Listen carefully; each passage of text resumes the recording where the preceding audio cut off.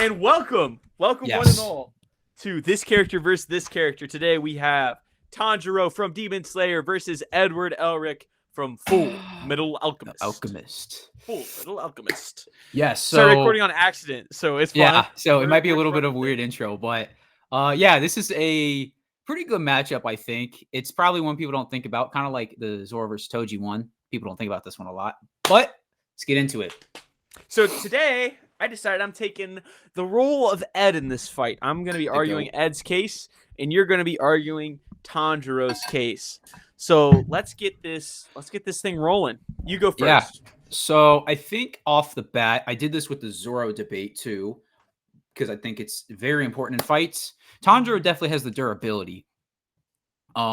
We've seen him take so many hits. He has outlasted a lot of fights. The entire Entertainment District fight, he survived being poisoned. And then he had that whole thing with his heart stop. No, Tengen was the one poison. Sorry. Yeah. And he had the whole thing where he was almost like he can control his breathing and help him breathing through that. And then there's the whole thing of stabbed through the jaw. All his fingers were broken. And then in Swordsmith Village, he was kind of he tanked a lot of hits in that arc. And he was, you haven't seen all of that arc, but his durability is definitely way higher than Ed's. Ed's doesn't have a lot of durability throughout the show. We haven't really seen the feats of durability from him, but we've definitely seen him from Tanjiro. Yeah, he can take some hits, and that's not even including the manga too. He might be better in that than what I'm saying now. So, yeah. All right. First off, I'm taking fight experience.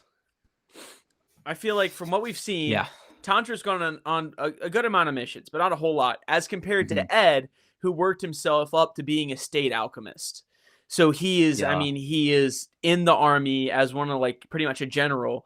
When it comes to if they need something done, he's one of the guys they reach out to. He's been on a lot of missions ever since he was way young. I think he's seen a lot, been through a lot, stopped a lot. As soon as we see him in the show, he's already doing his job. He's in it. I think an experience point and the amount of time that he's been doing what he does, he takes the cake on that. I know he's supposed to argue that side, but I just thought of this to make it a little, equal on his side. The fact that he can, if you take him in the show, he can do the transmutation circle without having to draw one. Just do it right then and there.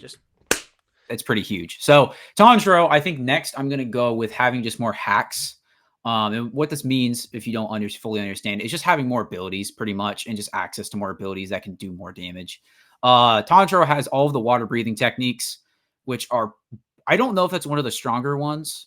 I think it is, but then on top of that, he has. I hate saying this word. Yeah, Hino Kame Kagura. It just it's like one of the strongest things in the entire show, and we saw that especially during him not single-handedly taking out Upper Moon 4, but doing a lot of the damage from taking out Upper Moon 4. That was a lot of his work. Obviously, the other Hashira who was there, not the missed one, the Love Hashira, also helped out a lot there too. But he did a lot of work against that Hashira. And his hacks he just got more abilities than Ed. Ed kind of has to use his environment, and Tanjiro can kind of do whatever pretty much. Yeah. Yeah, it's pretty good. I think what I'm going to take here, I'm going to go IQ. I think a lot of this has to do with what we've seen. What we've seen Ed do in the scenarios he gets himself in. He always finds a way to use his environment to help himself out, to get himself out, and to save the people he's with. So he's really good at kind of thinking on the spot, and especially with his power. I mean, that's kind of the main sense of that power is being able to, build or manipulate things to how you want them, but you have to think fast enough to do it. And he does it over and over. I think he's taking it there. Yeah, I totally agree. I think the whole verse of Full Metal, most of the alchemists are they have to be super smart. Very smart. Very smart. Pretty much all of them. You can go down the list, but yeah. I think the next one I'm going to take with Tanjiro, I just think he's got the better feats. His feats throughout the show are pretty impressive if you think about it. Demon Slayer is not a crazy strong verse, but Full Metal isn't either. So, but being able to, taking out the Upper Moon 6 when he was almost dead, pretty much, like I talked about with the breathing thing before. That was pretty impressive. He took out Lower Moon 1 through. That's something, I mean, that's kind of like a different sort of strength, having the like mental strength to, the part when he had to keep cutting his head off over and over again. That was pretty cool. And that whole fight on the train, it was pretty impressive to that. But I think that his big feat was in season 3, sorry. And he was all over the place during that. It was like that arc, the Swordsmith Village arc, was like the whole entire fight between both the Upper Moons. The Mist Hashira pretty much took care, packed up Upper Moon 5 pretty quick. But Upper Moon 4 was that kind of shows just how much of his durability was there. And then also just like his feats taking him out and like the persistence and all that stuff. It was pretty impressive to take out Upper Moon 4. Again, he didn't do it alone, but he was like the main force in it, I would say. So pretty impressive feats, I would say. Yeah.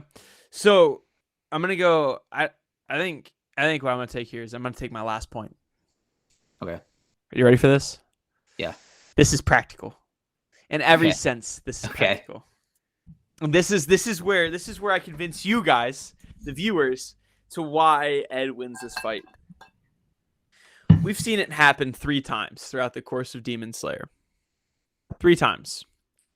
Where Tanjiro has a sword, he fights, it breaks. He did it in season 1. Did it in Mugen Train. He did it in Entertainment. There's 3 times he's broken a sword and had to try to improvise, but really couldn't because he just didn't, he wasn't in a state. He didn't have his weapon. He didn't have the thing that actually he'd be able to use to progress his fight forward because he doesn't know how to throw hands. He doesn't know any of that kind of stuff. What he knows is he knows how to use his sword. Ed can summon and build his weapons out of anything. If you broke one of his swords, he'd put his hand on the ground and get a new sword out of the ground. You broke his sword, he'd hit his hand on the wall and grab a new sword out of the wall. Anything that happens, he's prepared. If something goes wrong, he loses his sword. Maybe they're in a clash and it goes flying. He's prepared. Tanjiro, on the other hand, he loses his sword due to something. He doesn't have a backup. He's not prepared, and he doesn't have anything he can do except try to go scramble to get it or use what's left of the broken blade. I think that is where, in my opinion, Ed has the upper hand here, because this is going to be a long fight. Most of these fights we do here are going to be long. Mm-hmm. They're going to be long, and they're going to be clashing. Right. So I think when you put it in that context, Ed definitely has an advantage here. I think maybe this works to Ed's favor too. But this is a lot of the points in Demon Slayer, Tanjiro is always protecting somebody or like a group of people. He doesn't have to do that here. And I think being able to do that, and he can fight. He doesn't have to worry about anybody else around him. Even then, he still pushes his limits. Advantage. He still pushes his limits of what he can. Well, he does. But what I'm saying is he doesn't have to worry about anything else. Like, he usually doesn't cause a lot of collateral damage and damage around him. And I think he can use that a little bit more. He wouldn't do that though. Tanjiro as a character would not cause collateral damage. He wouldn't. I guess that is true. But I'm just saying, I think you can't warp the character's character though. Right. I think the fact though of him not having to protect anybody, but I also think his breathing techniques are also going to help him out a lot too. And being able to like dodge the attacks kind of in that sort of way that he was able to learn throughout the show. Dude, Ed's just going to crank 90s on him, box him in, I know. And jump honestly, in with the pump. This one's really hard to argue. It's kind of like, I think Tanjiro is stronger, but Ed is smarter and can outlast him. And if he outlasts him, he pretty much wins. But I think Tanjiro is stronger on his own though. So it's kind of like, I 100% agree. It's just like, does Tanjiro does his sword break, or does he outlast that and end up winning? But does Ed outlast him and then end up winning in that way? That's pretty much what this fight comes down to. Which is where we are stuck here. We're stuck to leave it up to you guys in the comments. This is Ed in Full Metal versus current anime Tanjiro, because I don't know what happens in the rest of the show because I haven't read the manga, but leave it up to you guys. And let us know what other fights we should do. We doing this weekly, trying to do some cool, unique fights. I think this one's pretty unique, but it's all for me. Alrighty. Sounds good. We'll see you next week on this character versus this character.